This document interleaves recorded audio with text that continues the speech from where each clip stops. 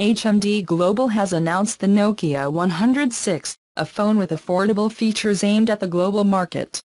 The 106 has a 1.8-inch, 160x120 screen that is a perfect match for the built-in Snake game. The phone can store up to 2,000 contacts and retain up to 500 SMS messages. Yes, these are the highlights announced for a device like this. HMD says that the battery life during the whole day 15.7 hours, to be specific, is for active use. The battery lasts for weeks in standby mode. That's 21.9 days, according to the spec sheet. If you want to use this thing only as an FM radio, you will still activate melodies, announcements and talk radio for up to 36 hours.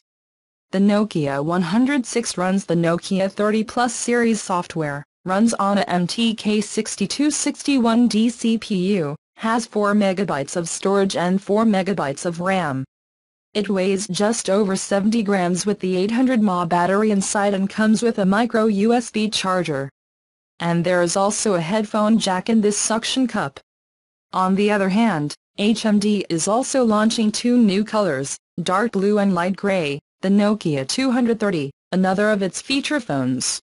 Both devices are available as of today, although the price varies by region.